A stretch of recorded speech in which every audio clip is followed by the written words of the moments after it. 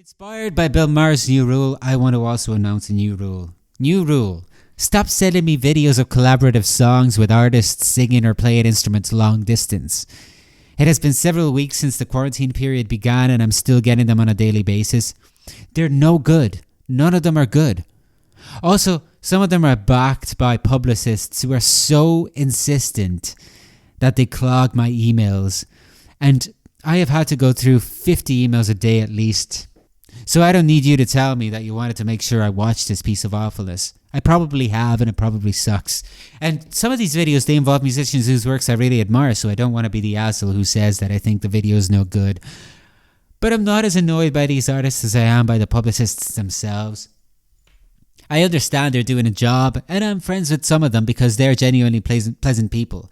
This obviously doesn't entail all publicists, but a large part of them, generally speaking, they are annoying. They clog my emails with follow-ups.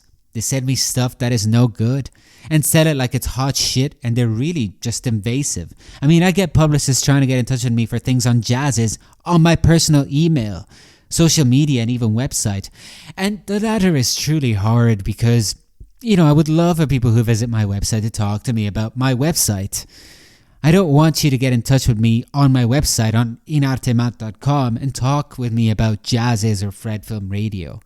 Is that so hard to understand? I'm sorry if I sound whiny, but I know that nobody is listening to this, so I don't kid myself, and nobody is listening to this. I just needed to let some of my frustrations out.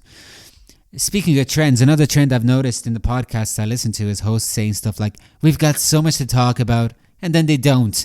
Then they spend 30 minutes talking about 90 Day Fiancé or the best way to drink your tea. I get that podcasts are really essentially supposed to be background noise. Maybe that's how I like my podcasts too. Nobody wants to hear anything about Willem de Kooning on a podcast. It's pretentious to talk about abstract expressionism on a podcast. And if you look up art podcasts on Spotify or any of those audio streaming platforms like I do, there are hardly any. And the ones that are there are crap. The audios are bad and they're just boring. You give a bad name to the arts in general. People who do these podcasts, I'm addressing them. And people who work for art institutions, you are distancing people away from the arts.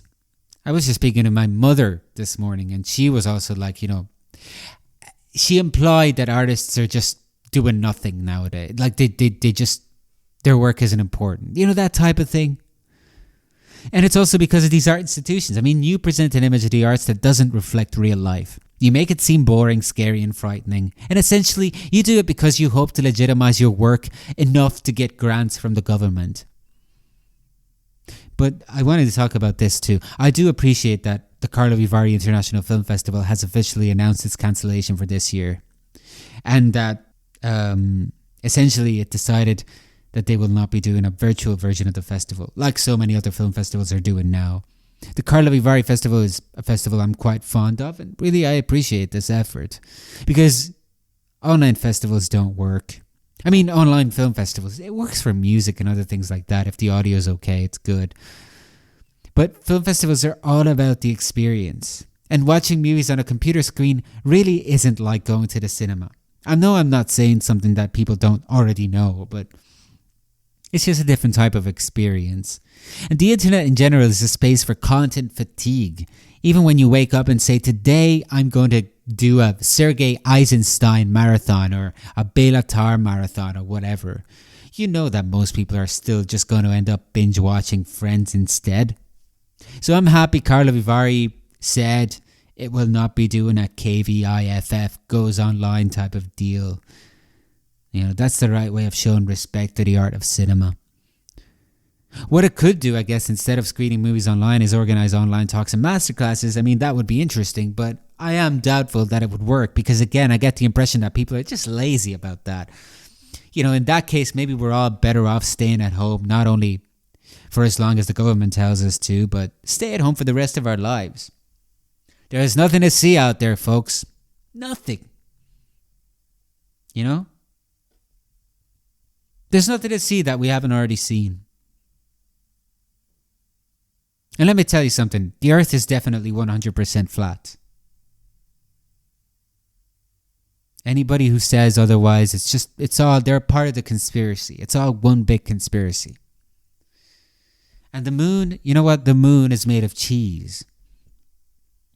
And the people up there, because there is people up there, they're all wearing fancy cocktail clothes all the time. And they constantly drink martinis with olives in them on a little toothpick. And as they small talk and act so politely, they dance cheek to cheek. They dance to this song as they imagine themselves intoxicated at a party like those from the pages of The Great Gatsby. Long live decadence.